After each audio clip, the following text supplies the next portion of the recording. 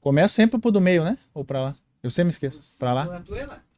Fala pessoal, tudo certo? Começando mais um DubaiCast. Hoje no episódio número 3, nós temos Eduardo Ponticelli aqui conosco. Brasileiro, com 15 anos de Xangai no lombo, gurizada. Ele vai nos contar tudo sobre a China, sobre as verdades, sobre as inverdades que são ditas desse país. E fiquem conosco que vai ser muito legal. Obrigado por ter vindo aí, Eduardo. Valeu. Valeu, eu que agradeço o convite aqui de estar participando do teu podcast, né? Bacana a iniciativa aqui, falar um pouquinho sobre as aventuras, turismo, business, né? Viajar é uma vida, né? Com certeza. Pessoal, a CTR Câmbio é a nossa patrocinadora. Eles atendem vocês em qualquer que seja a tua demanda no que tange a turismo e câmbio. A CTR do Marcelo, que é um amigão nosso. Tu conhece o Marcelo também, Claro, né? mandar um abraço pro Marcelo, grande Marcelo. Inclusive, eu vou dar uma dica, né? Não é só turismo, é investimento, né? Tô comprando uns pesos aí, argentino e chileno, tô apostando. Sempre passo ali no Bourbon, né, na loja da CTR, né? Bom atendimento, fácil, rápido, faz um cadastrinho ali, compra a tua moeda, Coisa boa. tá tudo certo. Ainda bem que a gente tem amigos aí como o Marcelo, que é o uruguaio, que eu não me canso de dizer que é o uruguaio mais querido do Brasil, e o Bruno, filho dele, que também trabalha lá com ele, né? Além dessa loja do Bourbon Country, tem lojas Caxias do Sul, Bento Gonçalves, telefone por WhatsApp. Tem um QR Code aqui onde vocês podem ter acesso ao atendimento da CTR para seguro viagem, para cotar a viagem, moedas, enfim, tudo que vocês precisarem, a CTR está à disposição aí, tá? Como é morar na China, Eduardo? Conta pra galera aí, cara. Porque tu teve 15 anos de Xangai, foi uma experiência... 15 anos, foi uma experiência bem interessante. Eu classifico que foi um presente que eu tive na minha vida, né? Eu já tinha uma experiência de ter morado na Europa antes, né? Morei 2 anos em Portugal, em Lisboa, né? Mas a China realmente é muito diferente de tudo que a gente possa imaginar. Primeiramente, quando eu fui para a China 15 anos atrás, né, a gente já tinha internet, já tinha globalização, mas a China ainda era um enigma para os brasileiros, né? A gente poucas informações a gente tinha. A gente estava escutando falar mais em relação à questão da indústria, que a China estava começando a exportar. Então, havia assim, um pequeno contato na área de business, não tanto ainda como destino final de turismo, né? Eu até lembro das histórias dos brasileiros e estrangeiros que foram para a China em primeiro momento, né? O primeiro momento que eu cheguei lá, a China ela é uma transição, né? Ela muda muito rápido, tanto sua estrutura, as pessoas, ela muda muito rápido, é uma velocidade incrível. E nesse processo de mudança, né, os profissionais e pessoas que foram para a China, nesses 15 anos que eu estive na China, eles mudaram muito o perfil. Quando eu cheguei na China, tinha um perfil muito profissional. As pessoas que iam viver na China eram engenheiros, eram diretores, eram CEOs, eram pessoas que estavam indo para a China para abrir uma operação da sua empresa. Então era engraçado que os grandes empresários que estavam lá, tipo assim, uma grande empresa, uma multinacional, ela decide, olha, nós vamos abrir uma operação na China. E alguém vai ter que ir para lá, né? Todo mundo corria e ia para baixo da mesa. Eu não, né? Ninguém queria. E para você convencer esse diretor da empresa a ir morar na China, tu tinha que ter um pacote de benefícios, né? Eram passagens first class, era motorista, um bom apartamento, até para esclarecer as verdades e inverdades, né? A gente confunde muito a China com o Japão, né? O Japão, pelo limite territorial, né, os apartamentos são bem pequenos. Já a China é muito parecido com brasileiros, gosta de apartamentos de 2, 3 quartos. Apartamento pequeno na China é 70 metros quadrados, 80 metros quadrados. São todos muito grandes, né? Então esses caras iam para lá com super pacote, né? Apartamentão, carro, bom salário, bônus, todas as despesas pagas, academia, até alimentação. Alimentação o cara comia, pegava o recibinho, dava na empresa e recebia, né? E logo que eu cheguei lá, eu fiz alguns amigos estrangeiros e eu saía para jantar com eles e a primeira vez eu vi que os caras consumiam demais. Pegava o cardápio e comida e bebida e eu, para não fazer feio, né? Pô, não tô conhecendo os caras, eu vou nessa, mas eu vou me ferrar nessa conta, né? Vai dar uma conta grande. Aí eu comecei a observar que quando chegava a conta, rapaz, dava uma briga para ver quem é que ia pagar a conta, né?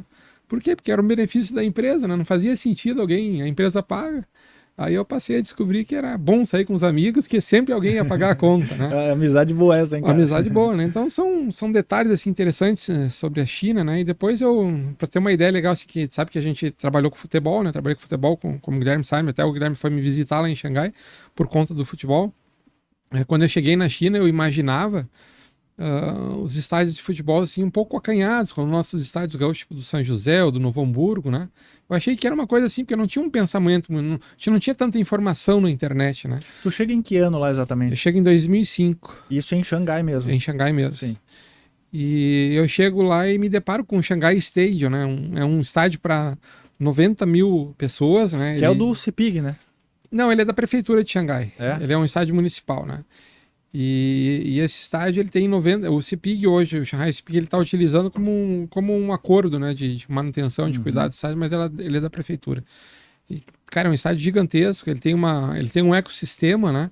Ele às vezes é engraçado de tu olhar assim, por exemplo, para o telespectador aqui não imaginar, tá tendo um Grenal dentro do estádio, né? Mas no entorno dele, assim, no anel inferior, né?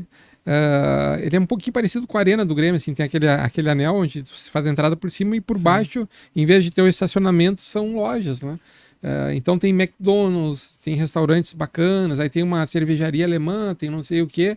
E as pessoas vão ali por causa do restaurante, não vão, nem sabe o que é Grenal, nem o que está acontecendo ali, porque o cotidiano deles é ir naqueles restaurantes, jantar. O cara marcou um date lá quarta-feira, vai encontrar com uma gata lá no restaurante alemão, mas de repente tá comendo pau lá, que é um Grenal, legal, e ele nem sabe. Então aquelas coisas assim, cara, a China é convivência com os opostos a todo momento.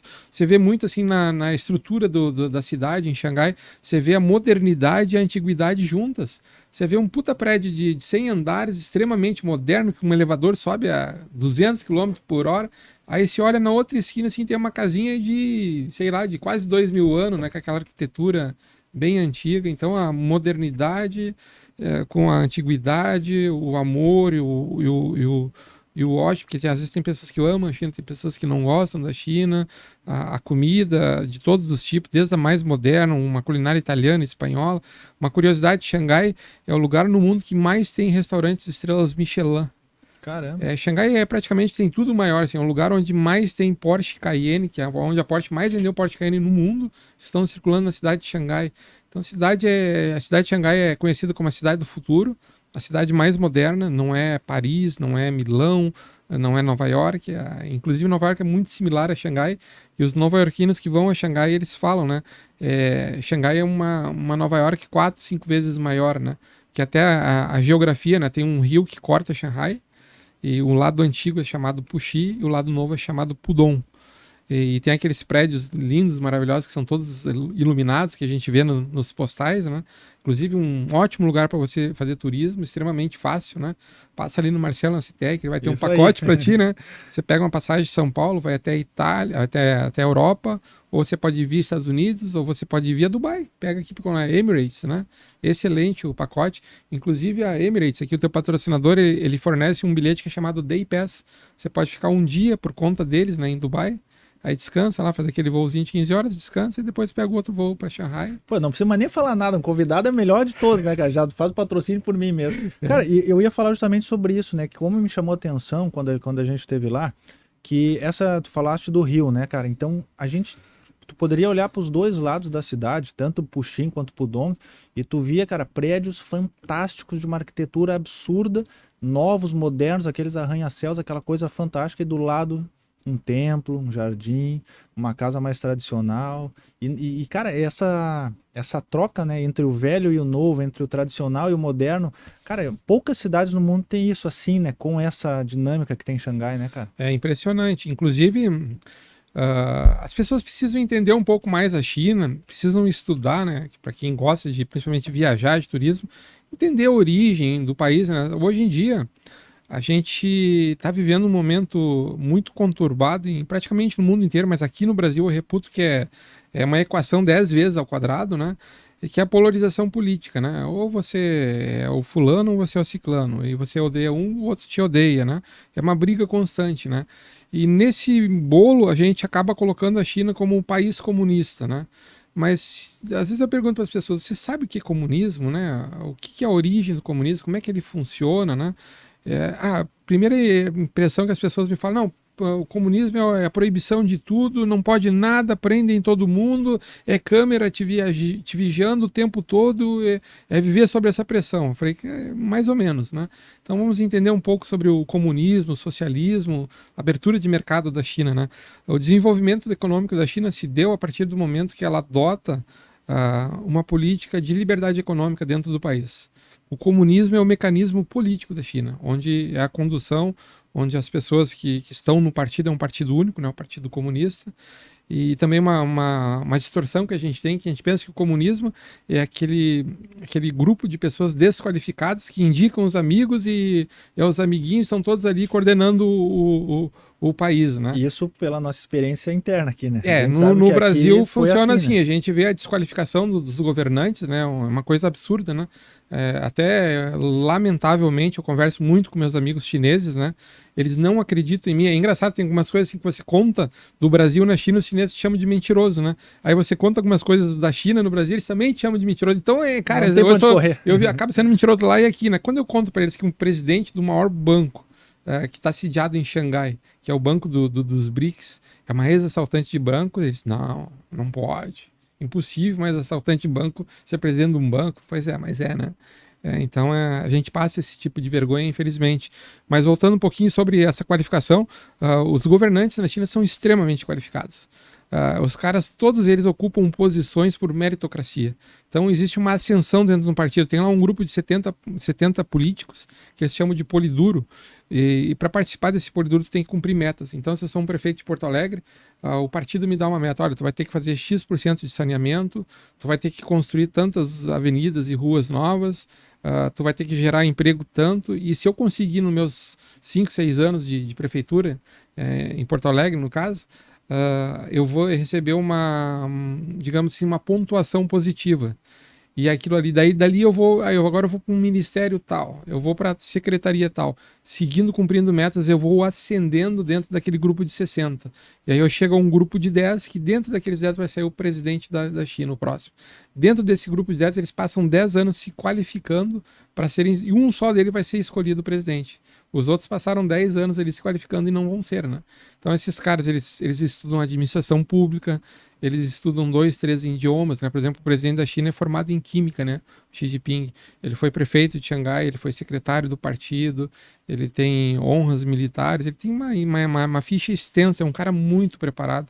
Inclusive, para vocês terem uma ideia, o primeiro encontro dele com o presidente Trump, quando era presidente dos Estados Unidos, estava programado uma agenda de 30 minutos na casa do Trump, naquela casa lá, acho que é na Flórida, né? Mar-a-Lago, aquela. Que ele convidou. O Trump disse, cara, ele era um cara tão formidável, tão inteligente e tantas ideias boas que foi impossível a gente conversar 30 minutos. Se eu pedir para ele ficar, nós conversamos por 4 horas. Isso não é o Eduardo que está falando, é o Trump que está falando, né? Então a gente precisa entender um pouquinho melhor, né? E, por exemplo, sobre o comunismo na China. A China adotou o comunismo na década de 40, né? Ali em no começo do século, em 1900, 1920, a cidade de Xangai era o local de festa na Ásia. Cara, hoje significa Tailândia, né? Todo mundo ia lá para fazer festa. E tem muitas construções antigas ali na beira do rio que nós conversamos, né, do lado de Pudong, que é o lado novo, que são aquelas construções modernas, e o lado de Puxi, que é o lado antigo. É como se a gente imaginar aqui o Cais do Porto, em Porto Alegre, né? Uhum. Todas as construções que tem são extremamente antigas e foram construídas na Inglaterra e foram levadas, desmontadas em navios de presente para Xangai, que era uma área inglesa ali, e foram montados.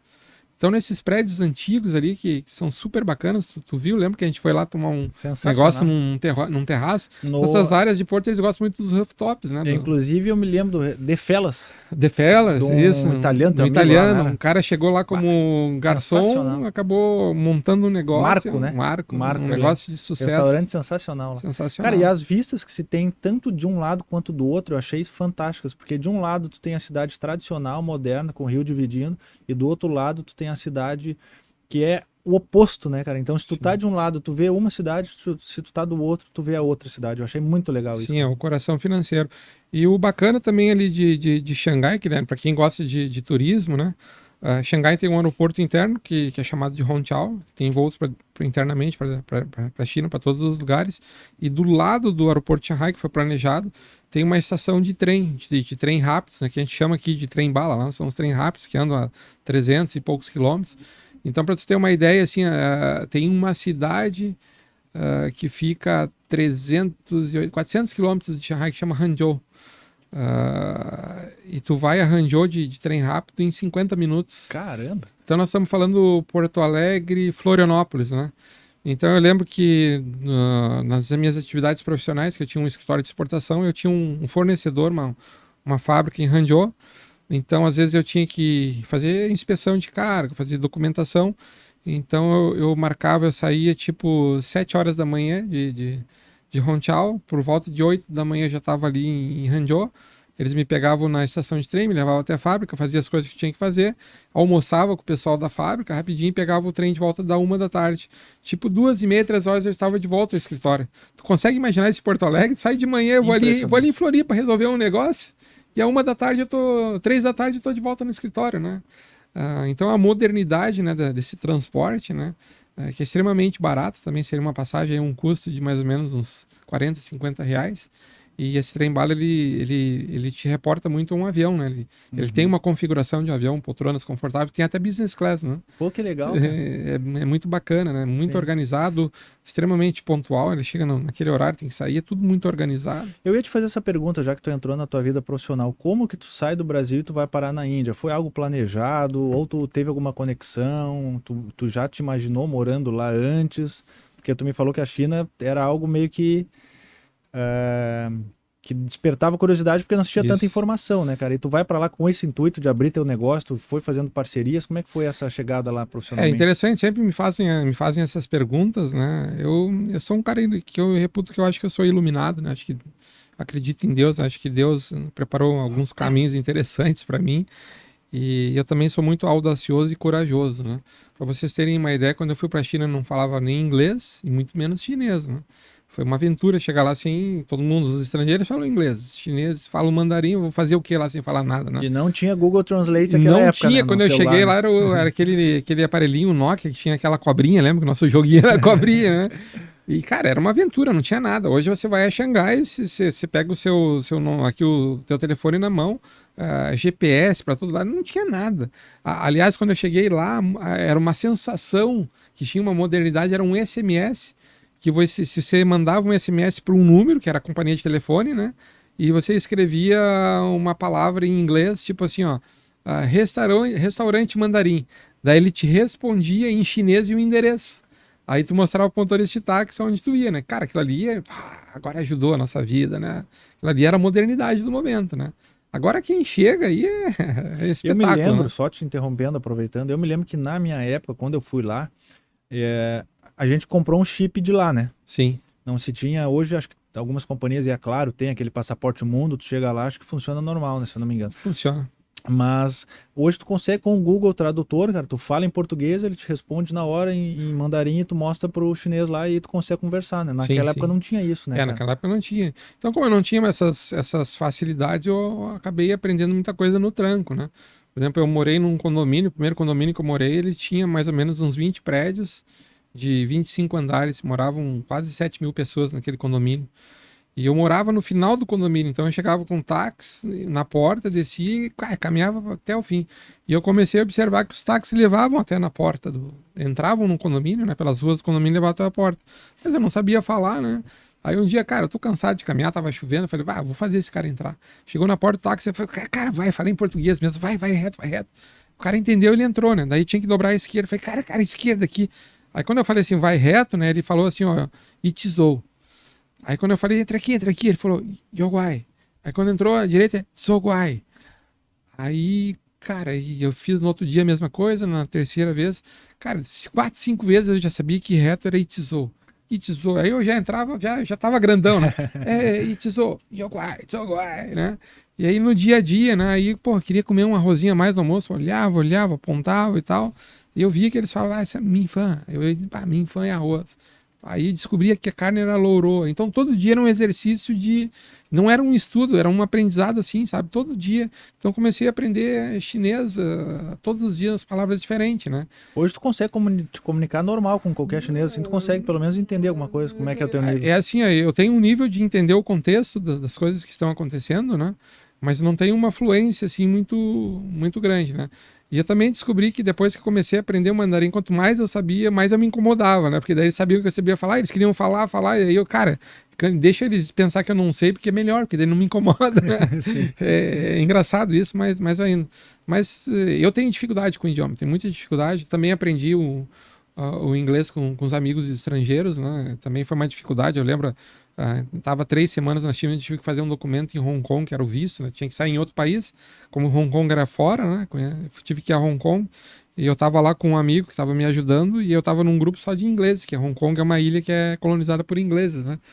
E os caras estavam bebendo vinho, pô, eu tava louco pra tomar um vinho, mas não sabia falar, né, cara? Daí o cara viu um gringo lá, o inglês, viu a minha dificuldade, daí ele pegou um copo assim, né? E fez assim pra mim, assim, glass. Eu falei, pô, descobri, né, glass. Sim. E aí fui indo, depois descobri o wine. E, cara, aí tu começa, as portas do mundo começam a te abrir pra ti, né? Mas tem umas dificuldades bacanas, né? Eu já tava começando a conversar, me expressar.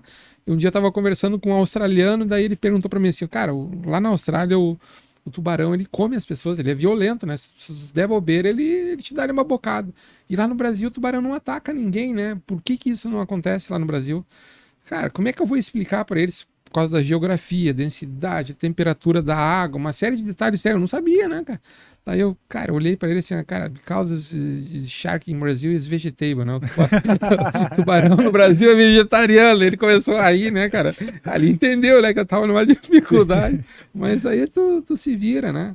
Até essa questão de tradução é legal. Eu tinha uma secretária chinesa no meu escritório, ela era muito esperta, a Sunny. Muito esperta. E um dia a gente estava numa viagem visitando uma fábrica com clientes brasileiros. Tinha uns 4, 5 brasileiros. E o cara, os brasileiros sempre gostam de contar piada e de criar uma descontração, né? É diferente do restante do mundo, né? Que são mais sérios, pessoas que querem resolver o seu negócio e ir embora, né? E o dono da fábrica queria contar pro dono da fábrica da China uma piada. Aí, putz, aí ele contava pra mim, eu contava pra Sunny, e a Sunny traduzia em chinês pros caras, né? Qual a chance, né? E aí o cara contou uma piada desse tamanho, eu fui indo, contando pra Sunny, e aí a Sunny olha pros chineses e fala 3 palavras, tá, e os caras caem na risada. Eu falei, cara, que diabo que essa mulher aprontou, né? Fiquei na minha, né? Aí depois eu perguntei, Sunny, o que tu fez? Os caras contaram uma piada desse tamanho, tu falou 3 palavras. Ah, eu falei pra eles contaram uma piada pra vocês irem, não vão perder tempo. E os caras começaram a rir, né? Malandra é ela, né, cara? Muito prática. E tu começa como? Já com o negócio das carnes, e depois nós vamos entrar também no futebol, né? Que a gente... Na verdade, eu comecei pelo futebol, né? Primeiro futebol, é? Primeiro futebol, né? Tive uma história de sucesso, né? Primeiro uma história de insucesso. 2005 eu fui a primeira vez à China, né? Para levar 3 jogadores. Naquela ocasião o pessoal gostava de fazer teste. Aí um treinador lá fez um teste e ele gostou de um jogador e não quis ficar com os outros 2. E aí a gente entrou num atrito, né? Eu era um pouco inexperiente também, né? Faltava política um pouco. Faltava política, cabeça quente, né? Não, outro fica com você, não fica com nenhum, né? E aí então não vou ficar com nenhum e acabei indo embora com um prejuízo do tamanho de um bonde de passagem, dinheiro e tudo, né? Eu podia ter ficado com, tinha minimizado, né? Mas eu não tive um pouco de jogo de cintura. E aí eu retornei ao Brasil, aí eu trouxe um produto que era bem interessante, que não tinha no Brasil. Acabei fazendo uma parceria com um pessoal em Curitiba. A gente montou uma empresa de importação e exportação, era uma bolsa térmica, né? Que ela aquecia através de uma reação química, era um produto inovador. E aí eu acabei retornando à China para fazer o fechamento da compra dessa bolsa térmica. E aí acabei dando uma pesquisada em futebol novamente, fui conversar com um agente em Xangai. E acabei descobrindo que não era um agente, era uma agente, uma mulher, né? E ela falou para mim, olha, eu estava até organizando de ir ao Brasil daqui uns 15 dias com um clube daqui próximo de Shanghai, que eles querem comprar uns jogadores e acabamos se acertando. Eu organizei a vinda deles, trouxe eles viram os jogadores e acabaram fechando a contratação de 4 jogadores. E aí eu fui para a China para levar esses jogadores, entre eles o Argel, que era nosso jogador aqui, outro jogador que foi do Internacional, o Marcelo, o volante Marcelo, bastante das antigas, hein? E mais outros 2 jogadores que a gente não conhece. E foi um negócio de sucesso, né? Eu tive um pouco de felicidade na parte financeira, né? Que eu ganhei um pouquinho de dinheiro que, pelas minhas continhas, dava para eu ficar 1 ano na China, assim, de maneira modesta, sem gastar muito, né? Porque jogadores para a China naquele tempo não são esses valores exorbitantes que se tem hoje, né, no mercado. E nem aqueles valores que foram aplicados na China. Eram valores pequenos. Você ganhava $20 mil, $30 mil de comissão. Mas, cara, foram 4 jogadores, dava para me manter na... É importante também a gente deixar isso claro para quem não é do futebol, né? Esses valores malucos da China aí, que levou Oscar, Hulk... Drogba teve lá, né? A Anelka teve lá, enfim, todos esses jogadores e treinadores, enfim, desses pacotes malucos não são a realidade do país, ou melhor, não eram a realidade do país então, né? Tu trabalhava com valores muito menores na época, de 20, 30 mil dólares por temporada. Como é que era o salário dos atletas? Era um pacote, né? Eles davam 100 mil dólares, 150, 200 mil dólares por temporada, né? Mas na época era um bom salário, porque você pegava um jogador aqui, tipo nível interior. O Argel foi um caso atípico, assim, foi um jogador bem caro na época, um pouquinho acima da média, né? Mas também era um jogador que estava encerrando a carreira, já estava treinando aqui no São José para encerrar. Aquilo ali foi um plus, né, no final da carreira dele, né? E os outros jogadores, você ganhava um salário aqui padrão, tipo 5 mil, 10 mil reais, não mais que isso. Aí você passa para ganhar 10 mil dólares. 10 mil dólares é 50 mil reais, né? Sim. Então chega a ser 5, 6 vezes livre de imposto, né? Então é um bom negócio. Cara, independente da questão do jogador ser de um padrão mais alto ou não, mas como que é a estrutura do país para receber um estrangeiro? Porque a China, ela opera de duas maneiras muito distintas. Se eu tiver errado, tu me corrija. Sim. Mas me parece que ela internamente, com os chineses, ela é uma e com os estrangeiros ela é outra. Te falo pela minha experiência que foi muito curta. É assim mesmo ou eu tô viajando? É que assim, a China, como ela tem uma imagem que não é muito boa perante o mundo, né, por uma questão de foi muitos anos fechada, não é um passado tão distante, 50 anos atrás os caras morreram de fome, né, por conta de um regime que tomou decisões que não foram as melhores, né. Então, por todo esse conjunto, e ela houve uma mudança, a China hoje é muito moderna, muito segura, muito tecnológica, então ela evita ter problemas com estrangeiros, né? Ela evita o máximo possível. E o tratamento para o estrangeiro é muito bom, porque o chinês é muito parecido com o brasileiro, é muito acolhedor, é um povo bacana, feliz, quer jantar contigo, te convida, faz uma festa, para na rua, tu conversa, é um povo muito agradável, assim, a gente faz uma imagem assim meia, mas não é, eles são muito agradáveis, né, dentro da simplicidade deles. É um chinês que tem muito dinheiro, ele tem uma aparência de uma pessoa bem simples, porque eles não têm muito a questão da combinação de roupa, de cor, sabe? O chinês bota uma camisa amarela e uma calça roxa e tá tudo certo, se ele gostar tá bom.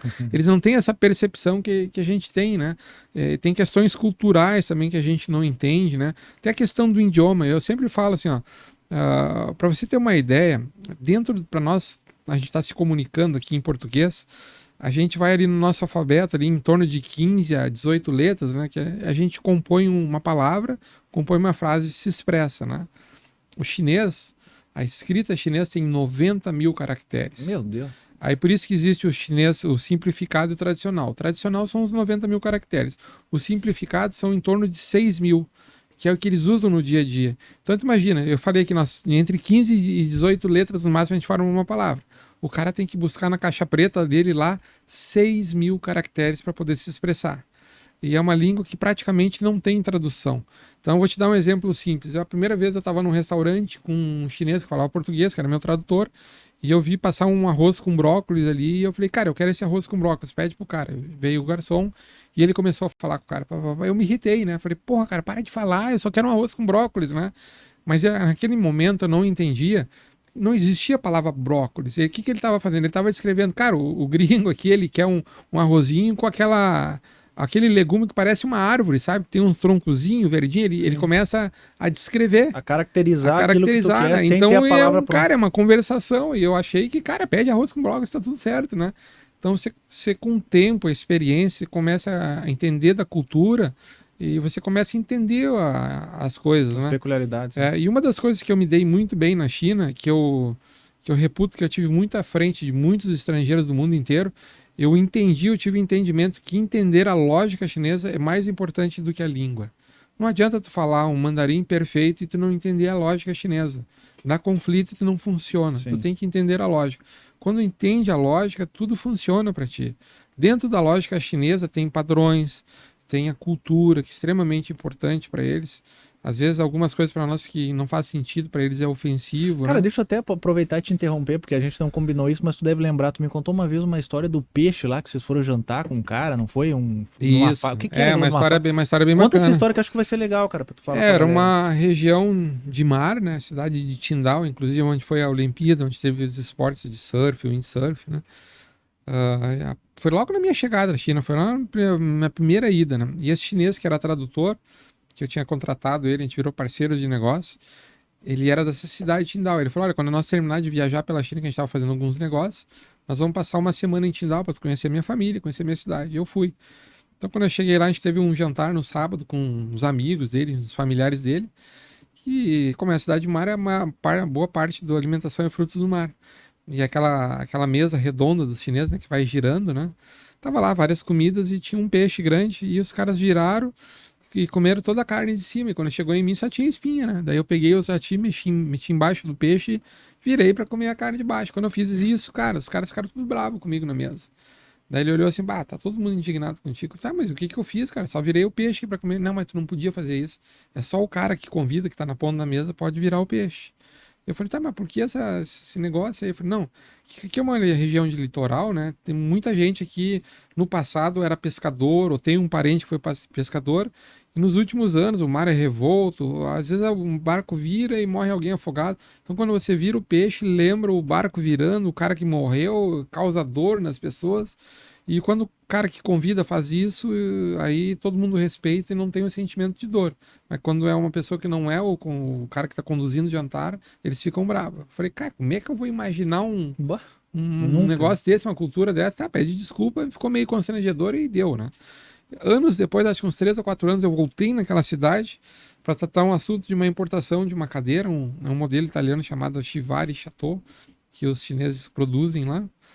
E a fábrica que eu estava conversando era muito boa e o cara estava me dizendo o seguinte, cara, eu tô com um pedido até outubro, se era em março, eu não tenho como te atender, só depois de outubro. Eu falei, é impossível, eu preciso embarcar isso aí no máximo mês que vem.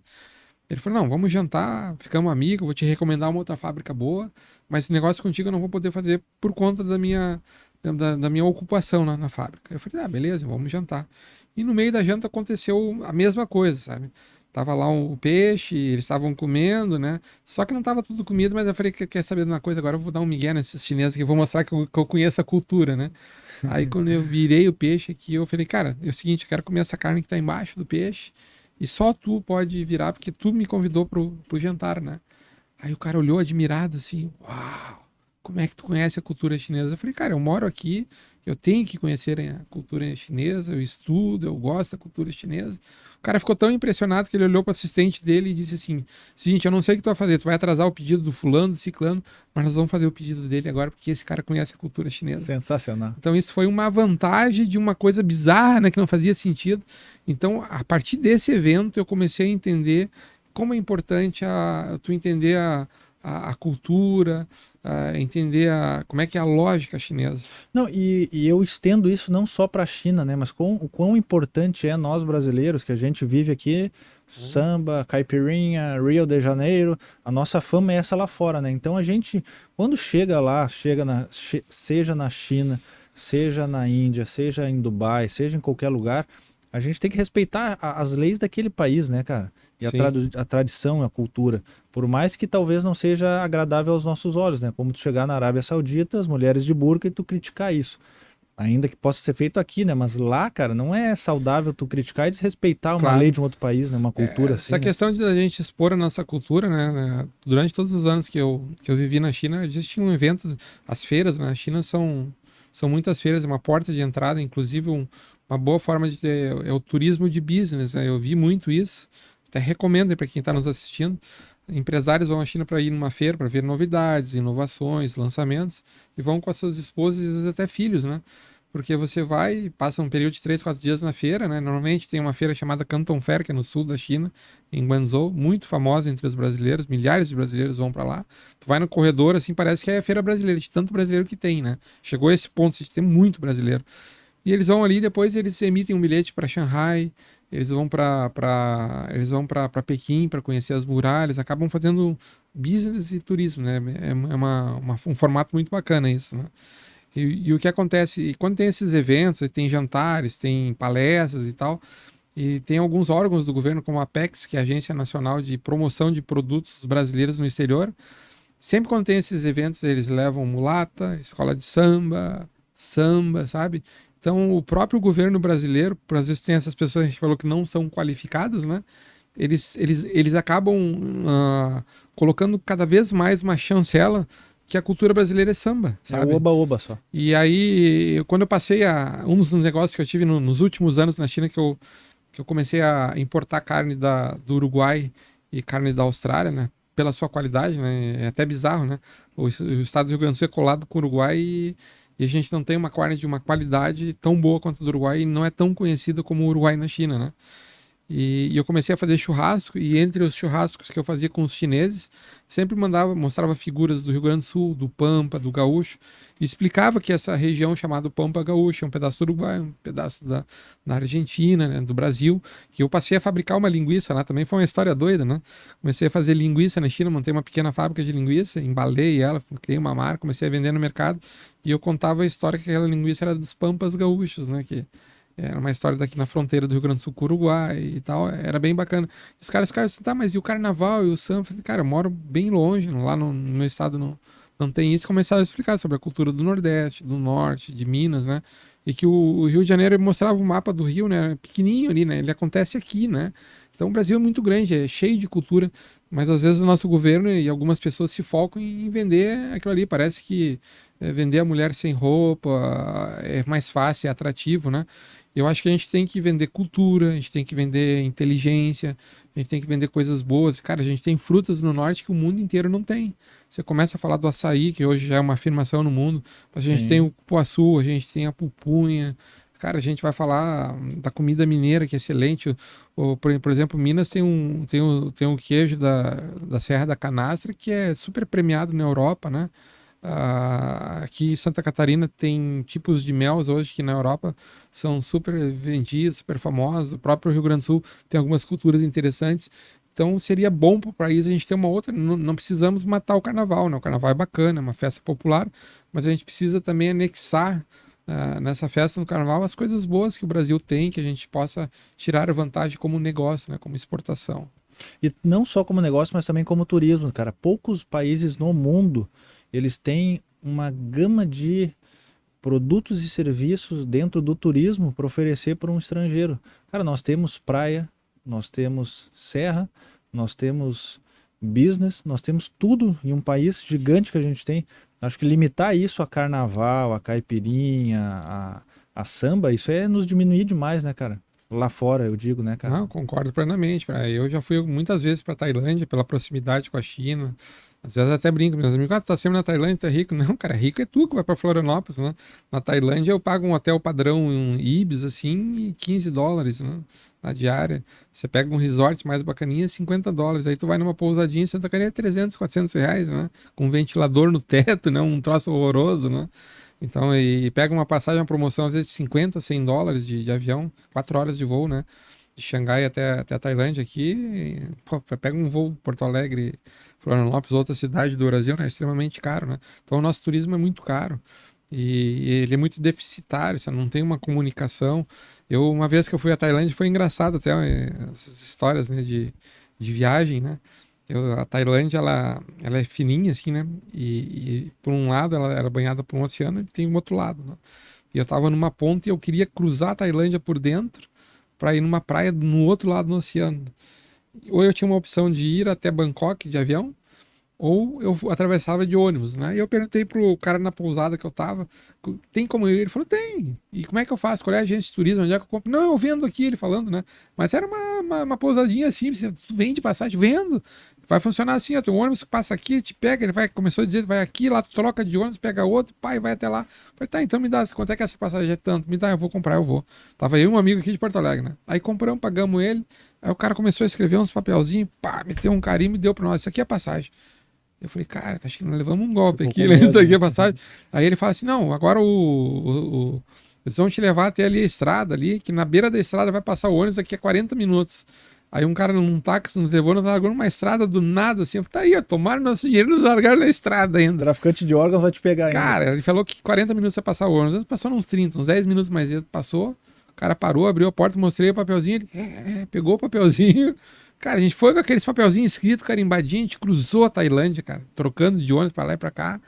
E, cara, tudo funciona, cara.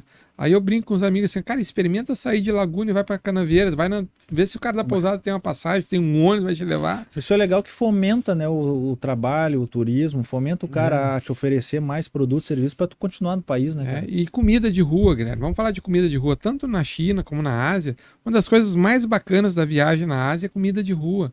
Aqui a gente tem uma crise, cara, aqui tem que ter fiscal, proibição, barreira.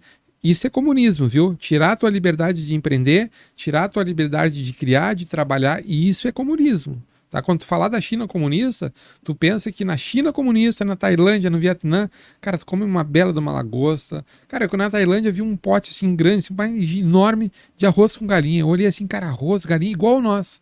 Eu perguntei pra mulher se é arroz e galinha. Ela, arroz e galinha igual. Eu falei, cara, me dá um prato desse, na rua. Tipo $2, $3, né? Peguei um pratão de arroz com galinha, comecei a comer super gostoso, mas eu senti um gostinho diferente.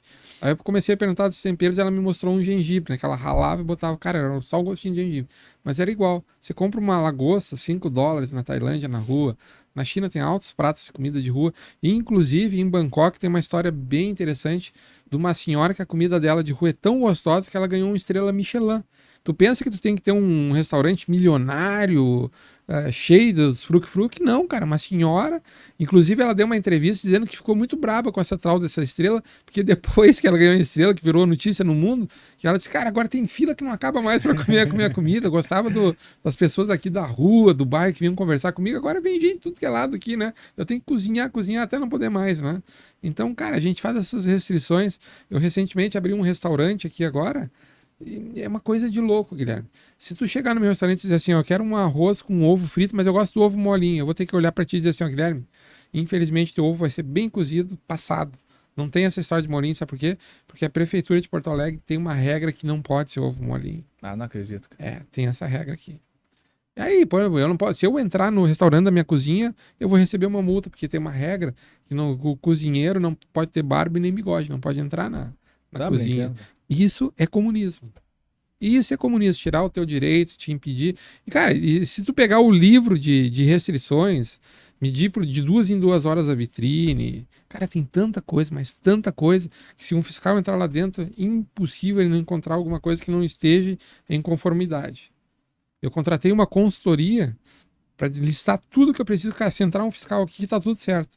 Ele falou, cara, tu pode fazer tudo certo, mas alguma coisa vai dar errado, porque é tanta coisa, é tanta dificuldade, que é impossível.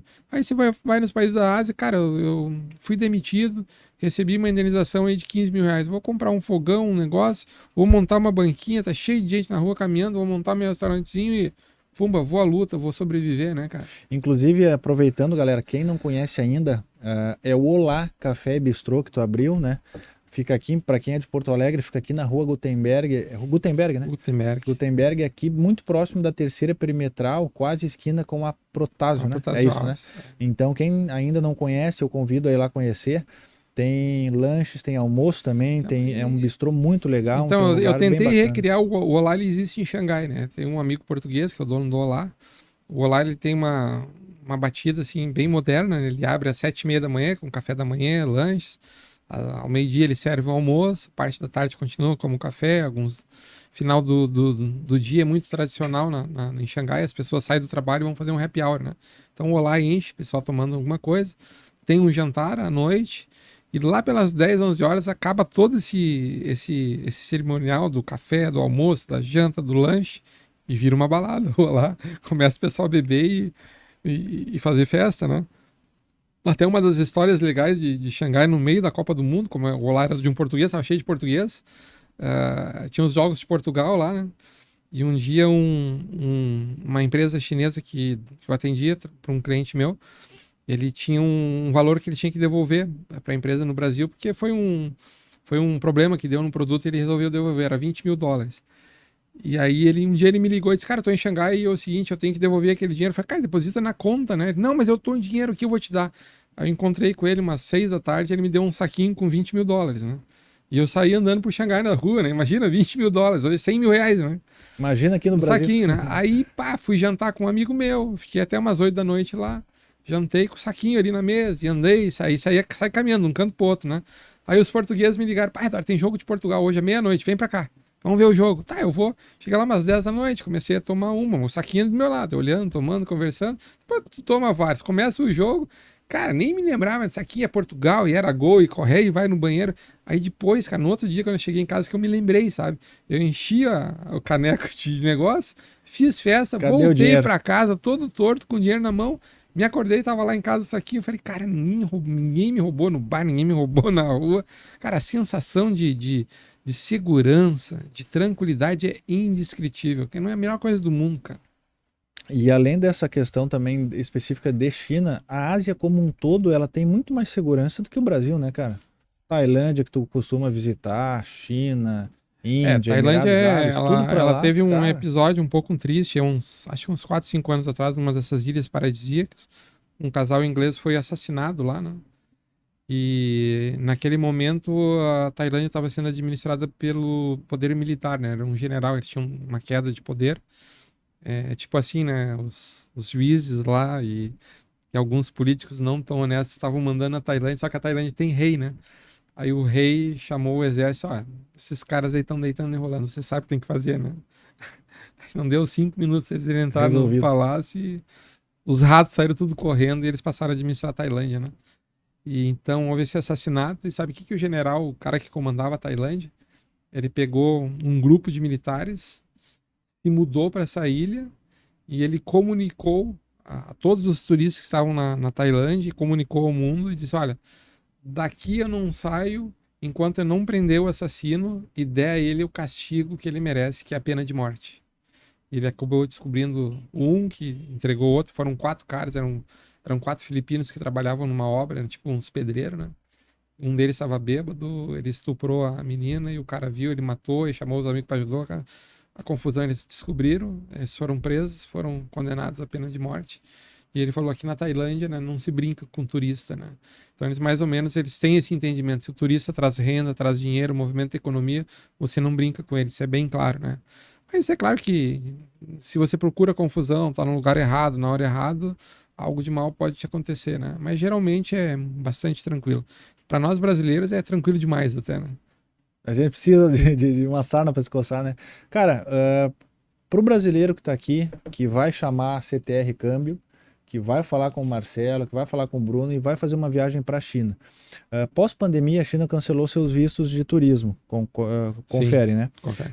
Hoje, qual é o processo para esse brasileiro que quer viajar para lá? Como aquele processo? Então, a China já está voltando ao normal, né? A China aproveitou a pandemia para dar uma organizada, né?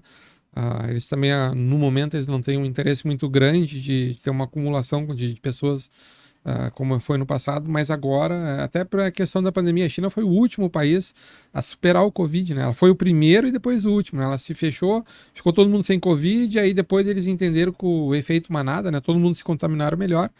Então eles passaram por um período um pouco mais atrasado que o nosso e o resto do mundo.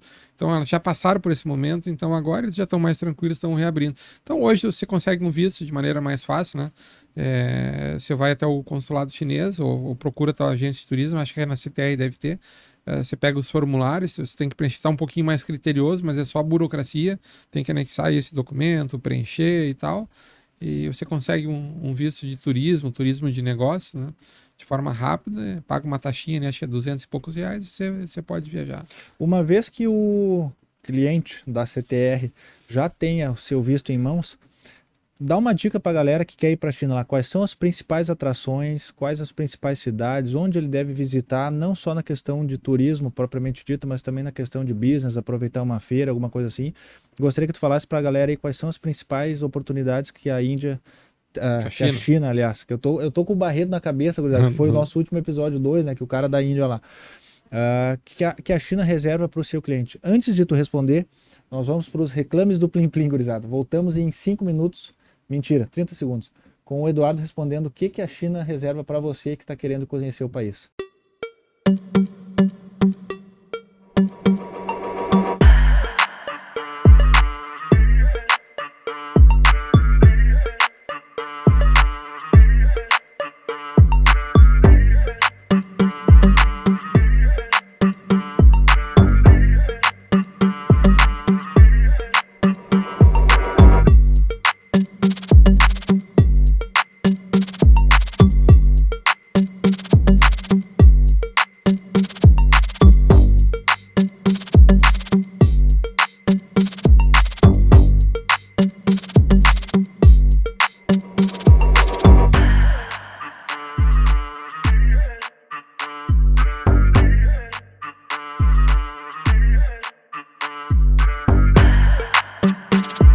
Voltamos com o DubaiCast, galera. Você que assistiu aí ao anúncio da máscara de ferro, quero entregar para o meu convidado aqui, ó, essa máscara de ferro especial, rosé, presentinho do meu querido amigo Fabiano.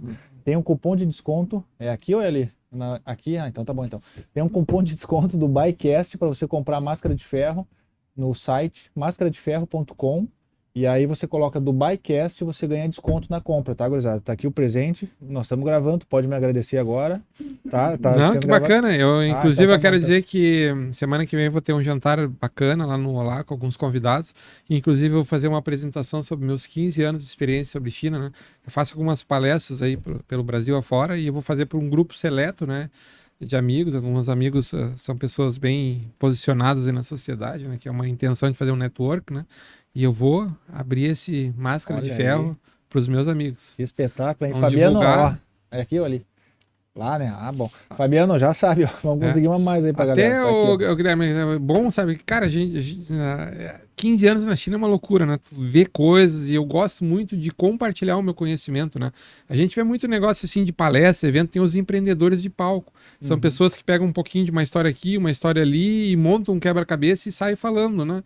E às vezes são coisas meio vazias, as pessoas pagam, perdem seu tempo para escutar coisas às vezes que não são tão verdadeiras. E quando a gente viveu, quando eu vi 15 anos, eu conheci histórias e eu conto as minhas experiências e compartilho o meu conhecimento. E eu quero aproveitar e compartilhar uma história bacana até aqui para o pessoal aqui do Máscara de Ferro. Eu tive agora 2 semanas atrás na Feira Arroz em Cachoeira do Sul, muitos agricultores do cultivo do arroz e da soja. E eu contei para eles a história de uma cachaça chinesa chamada Baijiu. Baijiu é a cachaça, né? E é uma marca chamada Muay Thai. A Muay Thai, o valor dela de mercado hoje, se tu quiser, não, eu quero comprar essa empresa chinesa, né? O valor dela hoje ela está estimado em 103 bilhões de dólares. Essa cachaça chinesa, ela é mais cara que a Disney, ela é mais cara que a Coca-Cola, ela é mais cara que a Heineken, ela é mais cara que a Toyota e um monte de outras brands famosas que a gente conhece. E é uma cachaça de arroz. Por quê? Porque o mercado de consumo da China é um mercado de 1,5 bilhões de pessoas. Aí eu te digo assim, essa cachaça ela é super famosa. Eu vou convidar um grupo de amigos para vir no meu evento, vou fazer uma janta na minha casa, eu tenho que ter uma garrafa de cachaça para mostrar que, pô, eu tô agradando, eu tenho posse.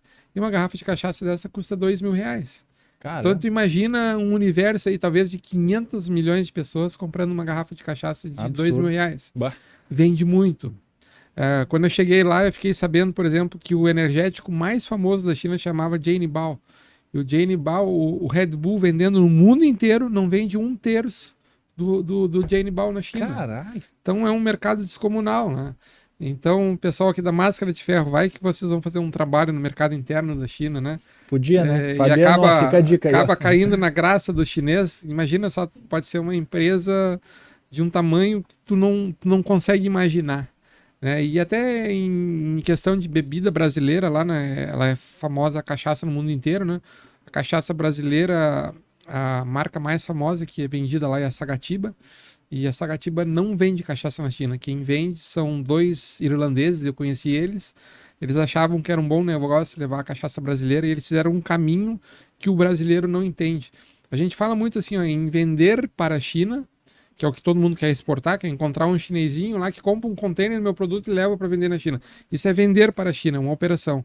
Mas esses irlandeses, eles entenderam que vender na China é muito mais negócio. Então eles compram a cachaça no Brasil e eles fizeram aquele trabalho de marketing, de levar a amostra pro cara do restaurante, pro cara da balada, foram na feira, botaram um stand, eles investiram muito dinheiro do bolso deles, provavelmente por 1 ano, 2, e já faz alguns anos que eles estão colhendo os frutos, eles estão vendendo muito, mas eles fizeram esse trabalho que o brasileiro normalmente não entende. Às vezes muito brasileiro me ligava lá, Eduardo, me ajuda a vender tal coisa aí na China, eu vou te mandar e tu vende, eu te dou uma comissão. Eles pensam que é representação comercial. Não, vender na China é uma operação de comércio exterior. Tem burocracias como fechamento de câmbio, tem mudança de rótulo, você tem que colocar na língua local, aqueles adesivinhos, né, explicando o conteúdo, a descrição técnica do produto. Você tem que levar ao Ministério da Saúde lá deles, lá para fazer uma qualificação do produto, que ele é apto a ser vendido dentro da China. Então tem todo um percurso, não é mandar um produto e vender, né? E também tem outro detalhe, assim, às vezes o cara me liga, pô, vamos vender isso na China. Eu falei, cara, desculpa, mas tu tá falando uma grande bobagem vender o teu produto na China. Ah, mas por quê? Porque tu não tem capacidade. A China é 1,5 bilhão de pessoas. Eu tenho uma fabriqueta de biscoito aqui no Vale dos Sinos. Eu produzo, digamos, 20 mil pacotinhos de biscoito por mês. Cara, 20 mil eu vendo num mercadinho na esquina, na cidade de Xangai. Então, eu sempre dizia assim, ó, na China tu não vai vender. Se tu disser para mim se eu quero vender em Xangai, tu também não vai vender em Xangai. Se tu disser assim, eu quero vender no teu bairro, que tu vai, já tá começando a conseguir fazer negócio. Tipo, eu morei num condomínio de 7 mil pessoas. Dentro do meu condomínio tinha pelo menos uns 5 ou 6 mercadinhos. Eu sempre fiz uma conta, quando eu fazia a minha fábrica de linguiça lá, uma caixinha tinha 500 gramas. Então eu pensava assim, ó, se dentro do meu condomínio, cada família chinesa comprar 1 quilo de linguiça, que são 2 boxes, são 7 mil toneladas que eu tenho que produzir por dia. E se esses caras resolverem comprar 2 quilos de linguiça, tem que fazer 14 mil toneladas de linguiça por dia. Eu posso te garantir que talvez as nossas marcas famosas, aí, tipo Borussia, patrocina aqui o podcast do Guilherme, que eu dei um jabazinho para vocês, tá? Se vocês quiserem, eu acho que vocês não produzem um número tão expressivo para vender para o estado inteiro. E eu estou falando de vender para o meu condomínio. Então você tem que ter um entendimento para quem tu vai vender, qual é o teu posicionamento e como tu vai vender, porque a demanda é muito grande. Lá tem uma rede, tu lembra do Family Mart, que são aquelas lojas de conveniência, tipo os postos Ipiranga, tem em toda a cidade, né? Tipo um 7-Eleven nos Estados Unidos. Exatamente, né? Como não tem violência, tá bem posicionado aqui, tá, né? Como não tem violência, é tudo aberto, 24 horas, você compra, né? Então você vende um produto pro 7-Eleven, um biscoitinho de chocolate. Aí você anda 200 metros, vai numa outra loja de 7-Eleven, tem um biscoitinho de chocolate, mas não é a mesma marca, porque não tem demanda. Uhum. Eles têm que comprar de 20 empresas diferentes de biscoito de chocolate para colocar lá, de tão grande que é a demanda. E isso se dá porque nos últimos anos, o novo modelo econômico da China, né, de liberdade econômica, de empreendedorismo, de conexão com o Ocidente, né, de fazer negócio com o mundo inteiro, tirou 600 milhões de chineses da linha da pobreza. Então, os caras que nunca comeram carne na vida passaram a comer um pouco de carne, né? O cara que nunca tomou um sorvete na vida, ele consegue tomar 5 sorvetes na semana, né? Ele passou de um salário de... Para você ter uma ideia, se eu gosto de falar de números, né? Na década de 80, o PIB chinês não passava, talvez, 50, 60, 70 dólares que o cara ganhava por mês. E o PIB do brasileiro era 14 mil dólares ao ano. Hoje, 2023, o PIB chinês já está aí por volta de 12 a 13 mil dólares por ano, com uma ascensão, né, com uma expectativa de chegar aí, provavelmente entre 18 a 20 mil dólares daqui a 5 anos. E o PIB brasileiro andou para trás, nós estamos recebendo 8 mil dólares, nós estamos andando para trás cada vez mais, né? Isso se refere às escolhas do modo de vida, às escolhas de qualificação pessoal e principalmente as escolhas políticas, né? Isso tem causado regressão. Eu lembro de participar de alguns jantares, eventos em casas de chineses, aí tu olha para o lado assim, as crianças brincando e conversando, né? Eu aprendi hoje a desmanchar o computador na minha sala de aula, 8, 9 anos, e a gente montou ele todinho. E a menina, eu aprendi a fazer perfume hoje. Pô, a professora me ensinou a copiar aquele Chanel, porque tem tanto por cento de química disso, daquilo, a essência.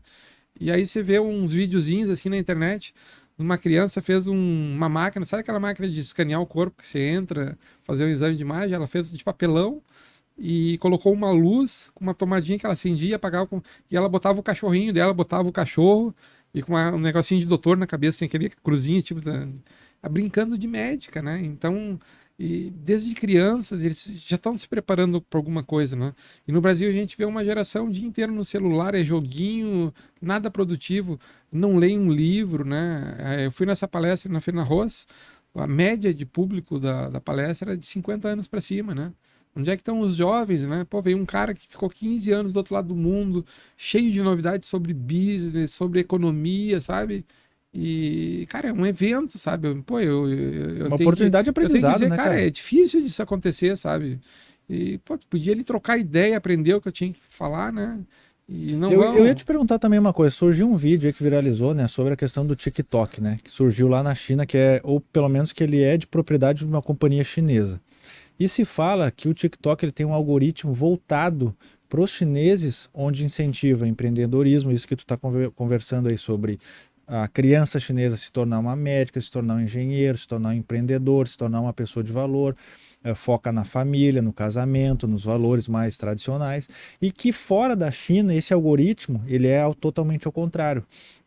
Ele é voltado, ele é focado em ti tirar desse caminho de trabalho, de família, de sucesso, de empreendedorismo, de família, das questões mais tradicionais, e ele é voltado justamente para oba-oba, para festas, para bebida, para drogas, para piadas. Tu tem alguma informação sobre isso, sobre essa questão de ser a China valorizando isso para o seu próprio país e para fora ela tendo um outro viés? Sabe de algo disso? A gente tem que tomar muito cuidado, às vezes, né, em analisar esses fatos, né? Eu acho bastante difícil, né? Porque o mecanismo tecnológico, quando você constrói ele, você tem uma base que ele não é um segredo, né? Hoje, pelo que eu sei, o TikTok ele tem uma participação americana, né? Uma empresa americana. E quem desenvolveu o TikTok não foi o governo chinês. A gente foi, a culpa tudo é o governo chinês, tudo é o governo. É uma empresa privada, né? Inclusive, se eu não me engano, foi um evento que era um chinesinho super novo, tinha uns 26, 27 anos, né? Ficou muito rico e ele vendeu logo a metade para uma empresa americana e a coisa acabou acontecendo. Mas tudo. Eu te faço justamente essa pergunta porque é importante desmistificar aquilo que se sai e aquilo Sim. que de fato ocorre. Cara, Né? eu vou te dizer o seguinte, né? A semana passada eu estava meio chateado com alguns acontecimentos, né? Porque essa minha transformação de vir de Xangai para Porto Alegre não tem sido fácil, né? Não foi uma coisa planejada, foi por conta da pandemia, foi uma situação abrupta, né? Eu vim passar férias aqui com uma malinha para 30 dias e de repente a China fechou, a pandemia, o meu apartamento, a minha casa, meus amigos, a minha vida, o meu escritório, tava tudo lá, eu perdi tudo do dia para noite. Cara, eu praticamente assim, ó, a minha vida ela faleceu de uma certa forma, né, cara? E aí eu comecei a conviver aqui e eu tava fazendo algumas obras sociais aí e um cara me mandou uma mensagem dizendo, olha, tem mendigo na rua por causa de pessoas como tu que fica dando comida pros mendigos, fazendo essas caridades, né? Você tá fazendo errado. E eu vi que outras pessoas que trabalham nesse meio também estão recebendo o mesmo tipo de xingamento. E aí eu tava meio chateado e eu vi um vídeo do Tinga, né, do nosso amigo. O Tinga, ele fala o seguinte, né? Pô, irmão, quando alguém tá te falando pelas tuas costas, é sinal de que essa pessoa nunca tá na tua frente, né? Ela tá sempre atrás de ti, tá nas tuas costas, né? E quando falam de ti, é porque tu tá incomodando, porque tu tá fazendo alguma coisa, porque tu tá na mídia, porque tu tá na evidência, né? E para entender um pouquinho da China, assim, eu não defendo as coisas da China, né? Não me entendam mal. Mas eu gosto de uma coisa boa que se a gente aprender também falar das coisas positivas que a gente vê e que aprende. Eu morei em Portugal, morei um pouquinho na Itália, na Espanha, então eu sempre procuro trazer coisas boas, né? E eu sempre falo das coisas boas que eu vi, né? Porque as coisas ruins a gente já tá cheio de coisa ruim. Eu vou trazer coisa ruim lá do outro lado do mundo, não vale a pena, né? Então eu acho que a China hoje ela se tornou uma grande potência. Hoje, antigamente as guerras eram por território, por uma série de questões. Hoje nós estamos numa guerra que é uma quinta etapa que se fala, modelo 5G, sei lá. E hoje a hegemonia do mundo, a conquista do mundo do poder, de expressão, de uma série de coisas. Então acho que a China ela está ultrapassando os Estados Unidos em muitos quesitos. Por exemplo, se a gente vê o maior número de patentes hoje são na China, a parte tecnológica da China está muito maior, né? A economia está indo bem. Existe uma cisão do dólar, né? Os Estados Unidos comandam o mundo com a questão do dólar, né? Eles impuseram aos árabes, olha, nós vamos comprar boa parte do teu petróleo, vamos fazer negócio no mundo inteiro, mas tu tem que comprar em US dólar, que se criou a cultura do petrodólar, né? Hoje os árabes já estão fazendo negócio com a China e na moeda digital, que é o yuan digital chinês. E houve uma disruptura até, e o Marcelo, tu que trabalha aí com câmbio aí, né? Aquela empresa Swift que faz o câmbio, né? Hoje eu falo com o Marcelo isso desde que quando eu cheguei aqui, né? E se ele estiver nos ouvindo, ele vai lembrar disso. Com certeza Eu vai. falava, Marcelo, vai ouvir uma disruptura, mas eu falava isso lá atrás, em 2019, quando eu cheguei. A moeda chinesa vai ganhar cada vez mais notoriedade e esse negócio dos caras fazerem o Swift para fazer o pagamento cada vez mais vai ficar para trás. Porque o yuan digital é através de um aplicativo, né? Você pode fazer e eu até a adicionando transferência. Em relação a isso que tu tá falando, eu me lembro que quando eu tive lá, naquela época, cara, isso é 2017, e nós não pagávamos as coisas na China com Com dinheiro dinheiro, né? vivo. Já era na época o WeChat ligado à tua conta. Sim. Então, o nosso Pix hoje, o nosso QR Code, essas coisas que hoje são normais aqui para nós, em 2020, 19 ali, né? Acho que o Pix veio em 2020, né? Sim. Então, isso que para nós é novidade, na China já era praticado, inclusive antes da minha ida, Ainda que foi mais de 6, 2017, 7 né? anos não tem o dinheiro mais circulando, né? Hoje, caixa eletrônico, essas coisas, é tudo coisa do passado, é tudo transferência eletrônica através de um aplicativo. Tem um aplicativo chamado WeChat, que é semelhante ao nosso WhatsApp, só que é muito mais complexo, muito mais. E uma coisa que eu sempre falo para todo mundo, é engraçado, tu começa a pensar, se não tem mais dinheiro, como é que um mendigo, não tem mendigo mais na China que precisa de esmola, né? Aquele cara que faz um servicinho de rua, tipo música, quer tocar, precisava da esmola ali, botar na caixa do violão, né? Como é que funciona isso, né? Eu tenho algumas fotos bacanas aí que eu doando dinheiro para um mendigo, né? Um mendigo ele faz um QR Code, coloca no pescoço aqui um colar, né? E fica ali, né? E tu passa, Que legal. escaneia e faz a doação. Só que para o mendigo fazer esse processo, olha só a loucura que é. Ele tem que ter um smartphone, porque ele tem que estar conectado, né? Para receber o QR Code dele no celular dele, e ele tem que ter uma conta no banco, porque aquele QR Code vai cair no banco. Porque ele só tem um QR Code, porque ele tem que ter uma Sim. conta no banco. Então o mendigo tem que ter um smartphone e tem que ter uma conta no banco. Um mendigo. E eles têm. Eles têm, cara. Pior é que eles têm e tu doa o dinheiro dessa forma. Eu queria também te perguntar, cara, nós não fugimos da pergunta, tá, gurizada? Ele vai falar depois ali no final, mas sobre essa questão de business, quais as oportunidades que tu vê para um brasileiro que tem negócios aqui, que quer levar os seus negócios para lá, ou quer fazer conexões, parcerias, abrir negócios, Tá. conexões, sociedades, Tá, enfim, eu como é que queria ser um funciona? pouquinho mais extenso aqui, ó. Vamos aumentar o leque de oportunidades aí para o Marcelo vender passagem para business e para turismo, né? Hoje a gente escuta muito sobre os BRICS, né? Que é a junção aí do Brasil, tem a Índia, tem a Rússia, tem aí a África do Sul, né? É o seguinte, os BRICS é um grupo de países que eles foram criados para fazer negócios entre eles, onde a China, a Rússia e a Índia são os grandes motores, os grandes impulsionadores desse acordo. E o que acontece? Se a gente começar a olhar o mapa do mundo e começar a olhar a densidade da população, a gente vai entender que os países que tradicionalmente fizeram negócios até hoje, que comandavam os business no planeta, no globo, estavam entre Europa e Estados Unidos. Se a gente somar a população dos Estados Unidos, tá aí, talvez aí 400, 500 milhões de pessoas, com da Europa, mais ou menos um pouquinho mais, talvez 600 milhões, nós vamos ter aí 800, 900 milhões de pessoas que vivem nesses dois blocos de negócio. Agora vocês já pararam para pensar na massa e na densidade populacional dos BRICS? China 1,5 bilhão. Agora Índia 1.300, acho, a né? Índia parece que já está até passando a população já da China, já está bem próximo. A Rússia não é tão populosa, mas deve ter seus 300, 400 milhões de habitantes, né? Aí você começa ali, Vietnã, Japão, não, Japão não, não. Outros países da Ásia que fazem parte dos BRICS, você vê que você chega a um número ali de aproximadamente 3 bilhões e meio de pessoas dentro desse bloco de negócio. Esse bloco de negócio já adotou o Yuan como moeda forte. Hoje no Brasil houve um anúncio recentemente que o Lula fez que o Brasil ia fazer acordos bilaterais, né, com o Yuan. Não é que tu está tirando o US dólar do negócio. Você criou mais uma moeda, assim como tem o euro também, tem a libra a inglesa, né, que você pode fazer negócio. Na verdade, a gente tem mais uma alternativa. Quando for fazer um câmbio para enviar dinheiro para comprar alguma coisa, importar de algum dos países, você vê se a taxa do dólar tá boa, vou de dólar. Se o do euro estiver melhor, eu vou de yuan. Se criou para nós é uma facilidade a mais. Então, esses países, eles consomem e vendem algumas coisas ao mesmo tempo. A China é conhecida como a fábrica do mundo. Você vê alguns produtos que a gente nem faz ideia, mas eu vou dar um exemplo para vocês.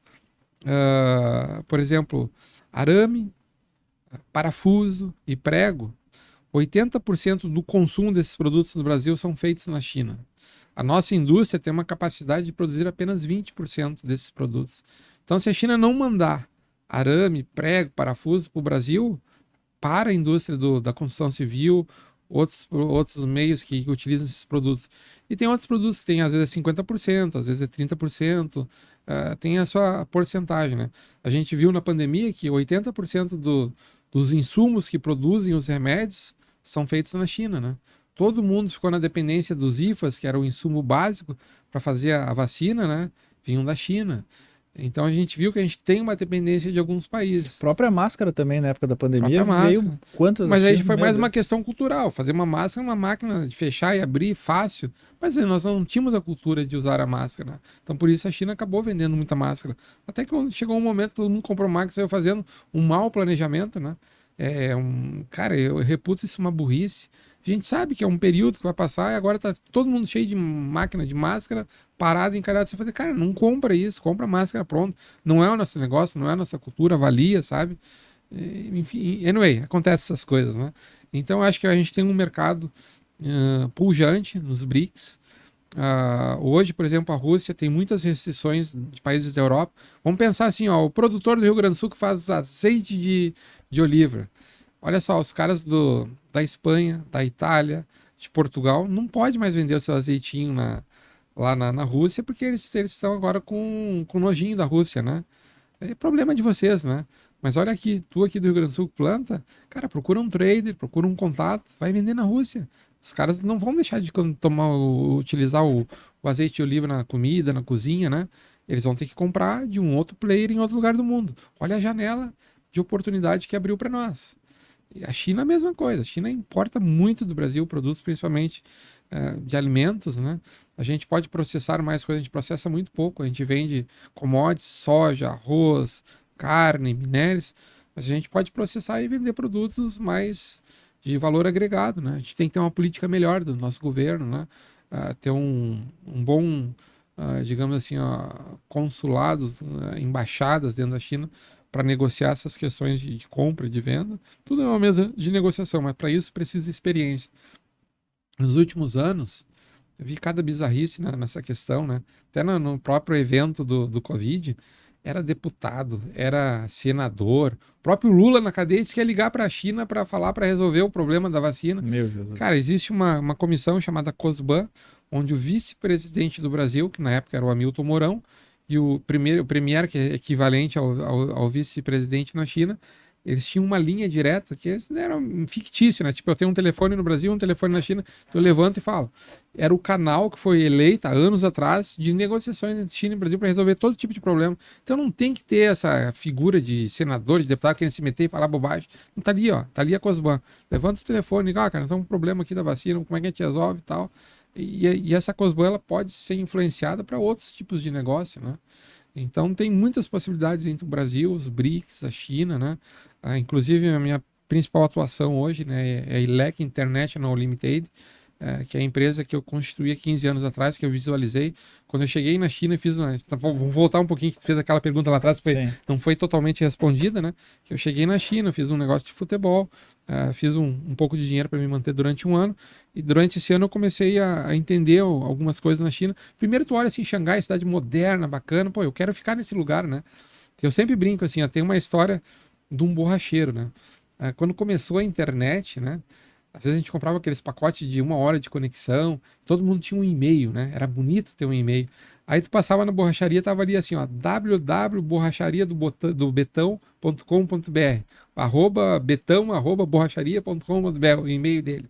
Aí tu chegava no Betão lá, todo sujo de borracha, fica, cara, e esse e-mail aí, por que tu fez? Já tá mexendo na internet? Não sei. Mas para que tu tem isso? Eu não sei, eu sei que todo mundo tem, eu tenho que ter também, né? Então eu cheguei na China e olhei aquele assim, cara, todo mundo tá vindo para cá, todo mundo tá produzindo aqui, eu tenho que estar aqui também. Foi o que eu pensei, né? Eu tenho que estar aqui. E aí nesse tem que estar aqui eu comecei um processo de ver o que eu ia fazer, porque o futebol, a gente sabe, é sazonal, né? São janelas, né? No começo do ano, no meio, que tu faz negócio, e ia ficar um ano ali sem fazer nada. Comecei a ver exportação, conversar, e eu, cara, tem que montar uma trade, tem que montar um escritório de exportação.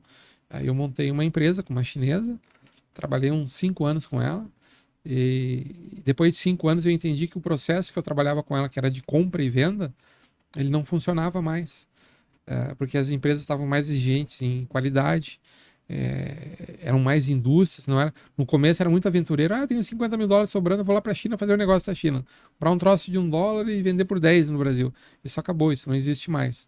A China, ela está cada vez, ela está mais cara, e ela está cada vez mais exigente na questão de qualidade. Então, hoje, quem importa da China sabe o que está fazendo, né? E eu pensei, pô, se eu continuar com esses chineses, esse processo de compra e venda, eu vou morrer na casca. Então, eu encerrei essa empresa e fundei a ILEC. E a ILEC eu me juntei com um parceiro, um engenheiro, que tinha uma longa experiência, um engenheiro mecânico trabalhando na China para uma empresa alemã, que é brasileiro. E nós montamos uma empresa com uma ideia de produzir na China. Para tu entender o que é produzir na China. Eu vou te dizer assim, ó, nós vamos importar esse microfone que eu estou falando aqui. Então, comprar da China, você entra em contato com um fornecedor, você vê num website ou até um escritório que esteja lá, que conhece um fornecedor, e ele vai te passar as características desse microfone e vai dizer que o preço é X e que tantas peças dentro da caixa, dentro do container dá tanto. Você faz o negócio, compra lá não sei quantos microfones e traz. Isso é uma compra. Agora, o que a minha empresa faz, a ILEC, produzir na China, quando tu me contrata, eu olho esse microfone e olho assim, cara, tá vendo essa parte de metal aqui? Quem é que fez? Quem fez é a empresa tal. Eu conheço ela não é tão boa, tem uma empresa melhor, esse dessa empresa eu não quero, nós vamos trocar por essa empresa. E essa fiação? A fiação quem faz é a empresa tal. É bom o fio, mas ele é fino. Lá no Brasil a energia ela oscila, eu preciso um fio mais grosso que me dá uma segurança melhor, troca esse fio. Essa espuminha aqui, essa espuminha, não, essa espuminha, ela tá fora dentro de uma norma lá no Brasil deu um problema lá de incêndio e tal, e hoje toda espuma ela tem que ter essa composição química e tal, nós vamos trocar essa espuma por outra. Então produzir na China e analisar todos os componentes que tem dentro do produto e fazer eventuais trocas. Eu olho um trator lá, o cara olha o trator, eu olho os parafusos, eu olho o motor elétrico, olho a fiação e vou fazendo upgrades, ou se eles atendem, eu aprovo. Então é assim que funciona. Até é engraçado, o pessoal comprando no Brasil compra muita empilhadeira, né? E o biotipo do chinês é magrinho, fininho, né? E quem é que trabalha em empilhadeira no Brasil? Aqueles caras desse tamanho, Só né? o Tonhão. Uma tora, né? O Tonhão, né? O gordão. Aí chega aquele banquinho de chinês aqui, aí o cara já gasta 300, 400 dólares trocando o banco. Se ele contratasse a ILEC, ele já não tinha esse prejuízo na largada, né? A gente ó, mercado brasileiro, o banco tem que ser o grande. O mercado brasileiro, o motor elétrico dele tem que ser WEG, que tem no Brasil, e assim a gente vai fazendo adaptações. Então a gente trabalha num mercado mais exclusivos, né? É mais determinado para engenheiros, empresas que sabem o que quer. A gente faz qualificação, a gente entra numa fábrica para comprar, para produzir com eles. A gente enxerga itens como limpeza, organização, número de máquinas, processos produtivos, a vida financeira da empresa, que é muito importante. Aqui no Brasil a gente tem órgãos como é que é o Serasa, ou que tem outra, SPC. Serasa Experience. Se tu vê, ele faz uma análise, esse cara tá devendo para um monte de banco, ele tá quebrando, né? E a operação de exportação é perigosa, porque é 30% no pedido e 70% no embarque. Vai que eu vou pedir um pedido lá de $1 milhão, vou mandar $300 mil, a empresa está quebrando. É um risco muito grande. Então a ILEC vai lá, já olha a saúde financeira da empresa, é seguro, podemos comprar. Então eu me especializei nesse mercado, né? Inclusive eu sempre falo, assim, eu acho que o mercado de comércio exterior é um mercado em crescimento. O Brasil é um país muito jovem, a gente faz comércio internacional há, sei lá, 100 anos, nem isso, né? A China tem 5 mil anos de história, né? 5 mil anos já fazendo comércio. É um país muito jovem, é um mercado de valor agregado, um profissional do comércio exterior tem um bom salário, tem que ser um cara bilíngue, né? Tem que falar um inglês, um segundo, terceiro idioma, né? São posições boas, você conhece bastante países no mundo viajando para fazer negócio. E, às vezes a gente está numa fase que, principalmente os jovens que estão nos escutando, estão numa indecisão do que fazer, né? Pesquisa em comércio exterior, você pode trabalhar com logística, você pode trabalhar na área de qualidade, pode trabalhar na área de compras, você pode trabalhar na área de câmbio, vai pedir um emprego lá pro Marcelo, né? E tem, viu? E tem, né? Então tem um leque bem grande no comércio exterior e são empresas empregos bem bacanas, né? Que vai te dar uma qualidade de vida e um poder financeiro bom. O cara que tá assistindo do Buycast, tu não vai só pra China para viajar com o Marcelo. Também tem a ILEC para fazer business. Aqui é completo o negócio. Não, mas se eu for fazer business, tem que passar lá no Marcelo comprar passagem, eu recebo ele lá na China. Lá. Fechamos todo. Cara, pra gente se encaminhar para um final, eu quero que tu fale um pouquinho também do turismo na China. O cara que quer falar com o Marcelo na CTR, comprar o pacote e ir para a China para conhecer quais são os principais pontos, o que a pessoa tem que estar esperta ou não, como é que é a viagem turismo para curtição na China. Então, a viagem dentro da China é bastante segura, tá? Bem tranquila, tu não vai ter problema com assalto, com roubo. Na China tem o ladrãozinho, aquele que é o oportunista, né? Você esqueceu um celular em cima da mesa num restaurante, talvez o cara passa, leva, né? Tua carteira tá caindo num trem, o cara passa e leva. Mas o assalto à mão armada, o violento, cara, isso não existe. Risco à vida, zero. Risco à vida, zero. Não, cara, não existe. Olha, assassinato na China, eu me lembro, 2019, quando eu saí de lá, teve em um ano 4 assassinatos. Uma cidade de 25 milhões de habitantes. E eram 4 caras que, sei lá, era tipo um problema, um emprestou dinheiro pro outro, eram coisas mais pontuais, não eram aleatórias. Sei lá, assim. alguma coisa de traição, não era violência, foi uma briga que aconteceu, sabe? E é muito difícil ter a violência. Então você viaja, cara, é muito fácil. Você pega um voo, você pode ir diretamente para Hong Kong, que é uma cidade muito bacana para você conhecer. Do lado de Hong Kong, você pode sair de trem, cruzar para uma cidade do lado chamada Macau, onde tem Las Vegas da Ásia. Las Vegas da China, tem um ferry boat, né, que é um barco, parece que ele é inflado, né, é super grande, como o nosso catamarã, só que bem maior e ele flutua sobre a água.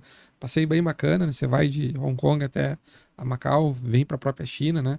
Dentro da China você pode pegar voos do sul da China para toda a China, você pode andar de trem rápido, você pode sair lá do sul da China até o norte e vai indo de trem. Aí tem cidades turísticas bem antigas, tem Guilin, que Guilin é um local que tem uns cruzeiros em cima de um rio, muito bacana de se fazer. Aí você tem os guerreiros de Xi'an, né? Que são os 2.000 guerreiros que eles encontraram enterrados, né? Que eram similares a guerreiros que existiram, né? Histórias interessantes. Aí tem Pequim, né? Que a gente chama Beijing, né? Que já mudou de nome. Beijing, você tem lá as muralhas da China, você tem o centro do poder da China, você vê muito evidente, é muito claro o poder da China em Pequim, que é como se fosse Brasília, né? Uma cidade política, né? Mas aí você tem lá a cidade proibida, a Praça da Paz Celestial, você vai conhecer muito de cultura chinesa, vai na casa de chá, você vai no mercado da seda, sabe?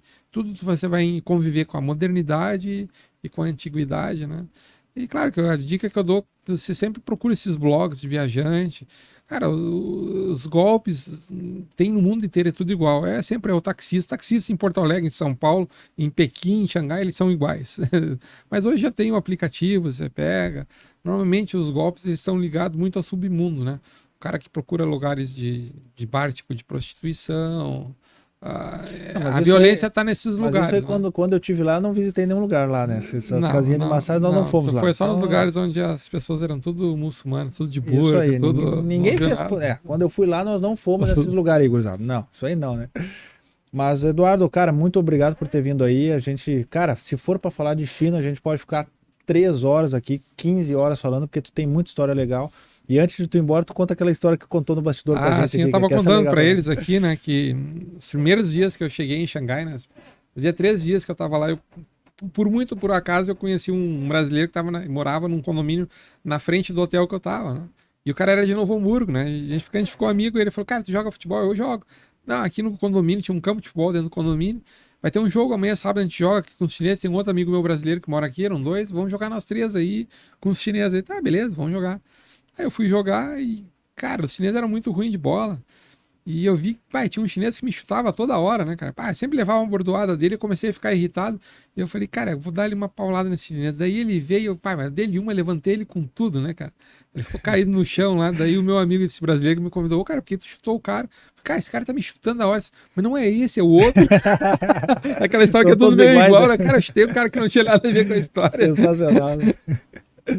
Galera, muito obrigado pela audiência de vocês. Esse foi o Dubaicast episódio número 3. Conversamos com o Eduardo Ponticelli, gaúcho, brasileiro, obviamente, né? Que morou em Xangai durante 15 anos e nos trouxe um pouquinho aqui da China pra gente conhecer. Semana que vem, eu não sei quem vem, tá? Mas vai vir alguém aí, eu vou anunciar. Eu não sei nem se vai ser o... Sei lá quem vem aí. É tanta gente, né? Mas vai vir alguém aí, gurizada. Então, muito obrigado pela audiência de todos. Eu normalmente não peço isso porque é chato pra caramba, mas porra, se tu tá vendo, se tu viu até o final, clica no botão de te inscrever, compartilha para um amigo que possa se interessar por China também, e eu conto com a tua ajuda nesse início aí de podcast, tá bom? Valeu, galera, obrigado, viu? Valeu, Eduardo, obrigado.